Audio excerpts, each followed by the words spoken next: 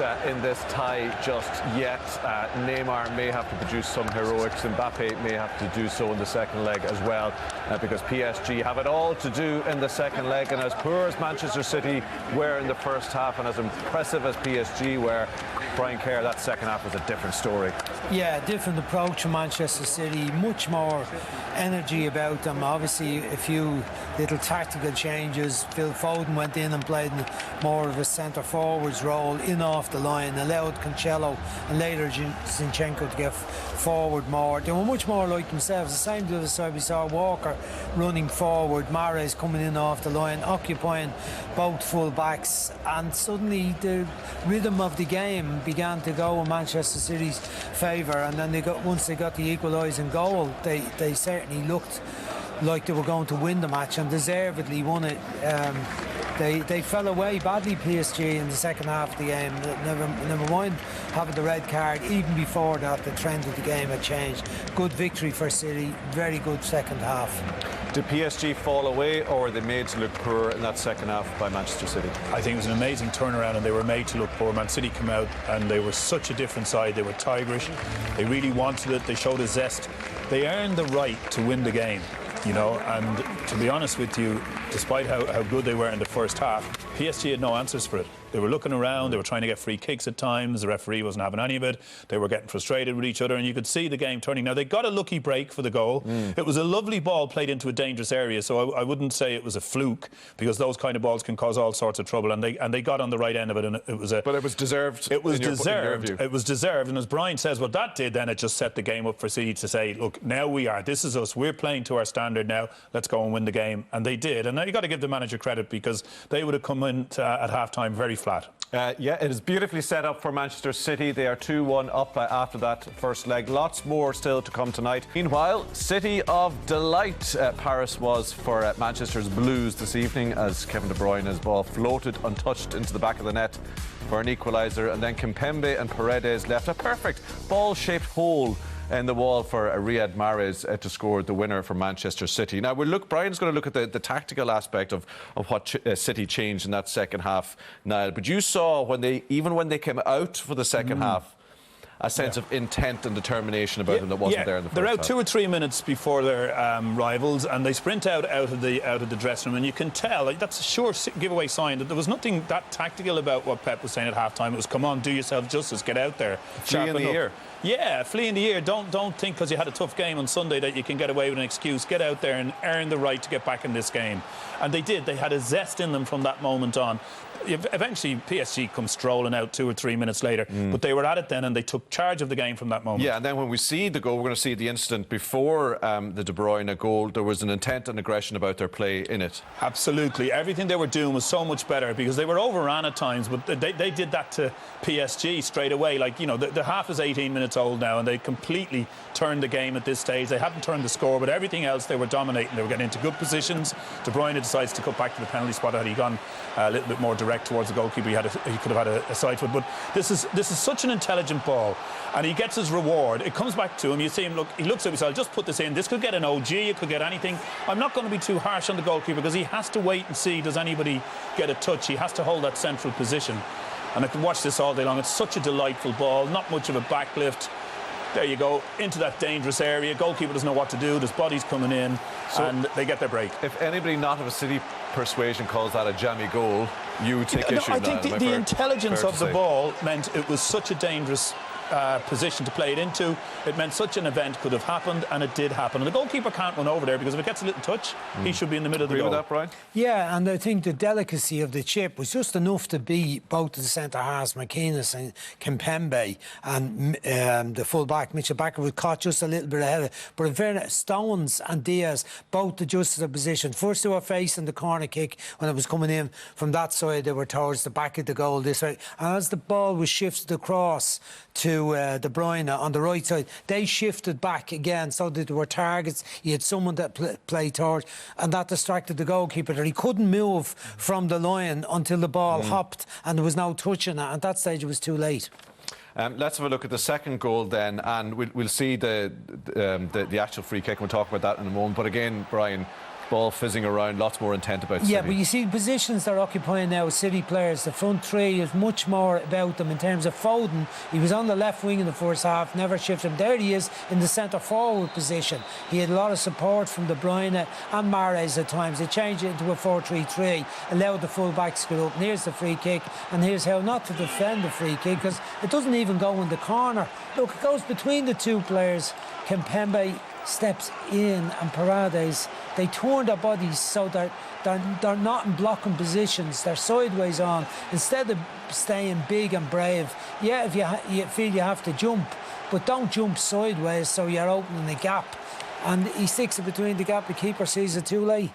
This is the highest level of football, isn't it? I mean, that looks you got to be amateurish. Tommy, you have to be brave and take a bang where you might want to get a bang, but you have to take it for your team. If you take it in the belly or the face or wherever you get it, so be it. But you don't kind of do a bit of a halfy one like that. I hope it doesn't hit me. Like, that's your job. Stay and take a smack. If you get it in the mush, so be it. But to do that one, I hope I don't get a belt of it.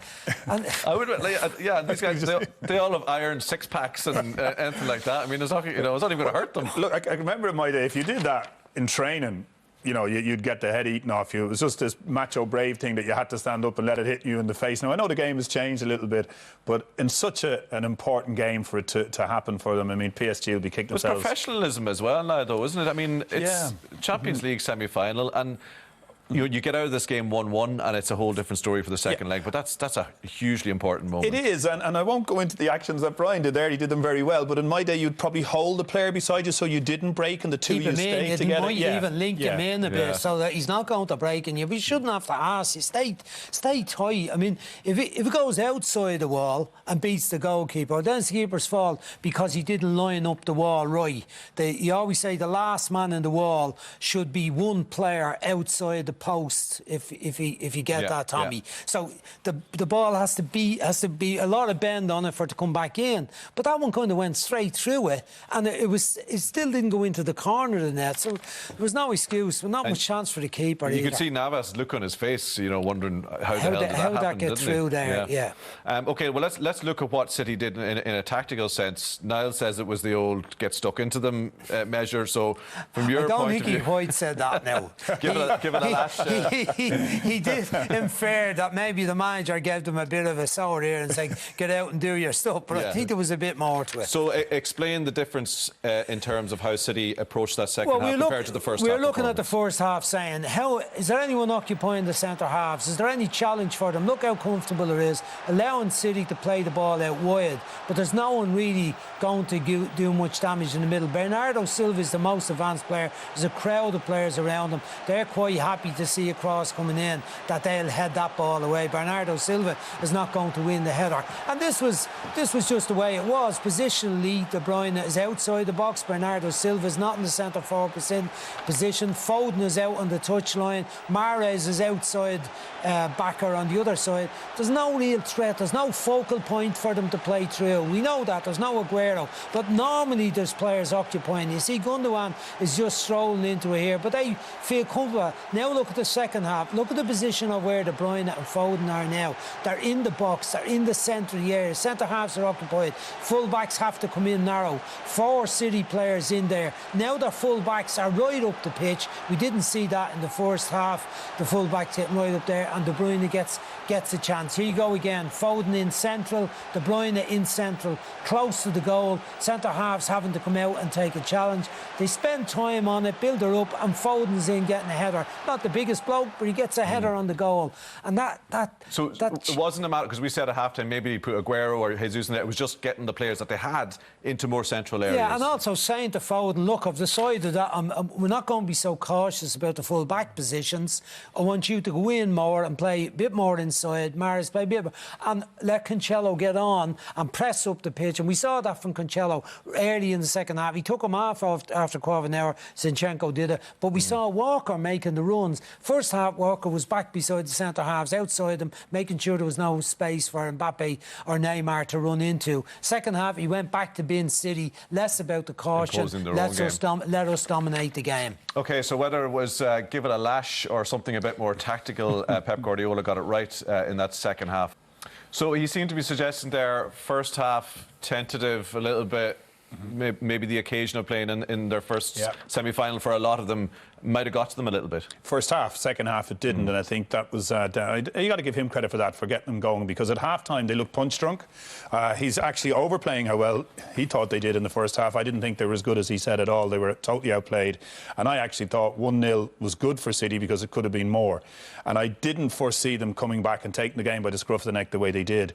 And I think what he's saying there is the players, forgot about the I suppose any anxiety that they had about the match, and they went out and they were themselves in the second half. They took better touches, but they also dominated in terms of getting in first, getting the tackles.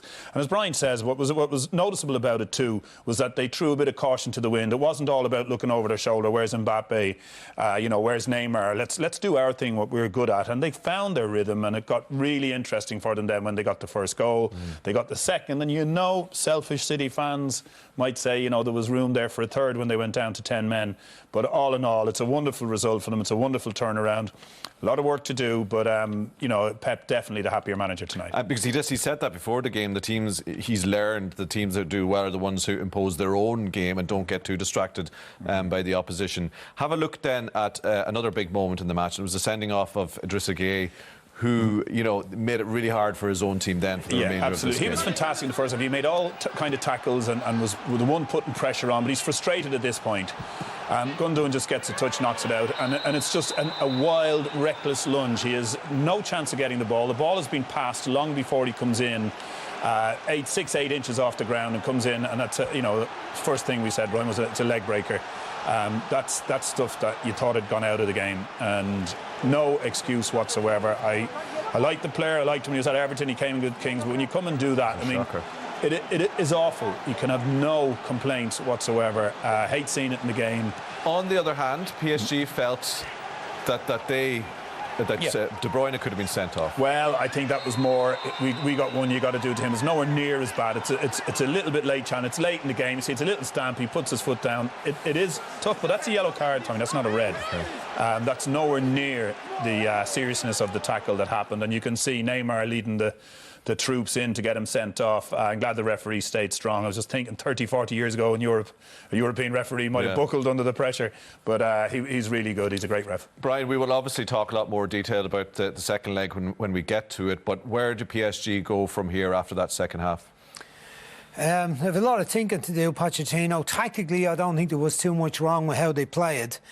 But they were beaten by a better team in the second half of the match, who showed their real quality. And I think any doubts we had about them, they overcame them tonight by going behind and looking like out of sorts in the first half, and then going on to win the game. Pochettino has got to lift his players now. He's in the right battle to try and win their own. Have the old doubts about PSG resurfaced? Character? Yeah, we would have to say that. And quality maybe in the middle of the field. Verratti ran out of steam. He did great work. Idrissa Gueye did. Paredes faded from the game. And because of that, and because of City's dominance, they couldn't get Mbappe and Di Maria and Neymar into the match in the second half. Once, how many times this year, even though soaking up pressure all through the game, there was always this Neymar and this Mbappe ball thing. Out, and they're in behind. Didn't happen in the second half. Never happened once. Yeah, Manchester City faced 9 shots on goal in that first half, which is the most any team has had on them in the first half of a match. Only 1 shot PSG managed to muster in that second half. It's an extraordinary turnaround for City, but still a long way to go in the tie.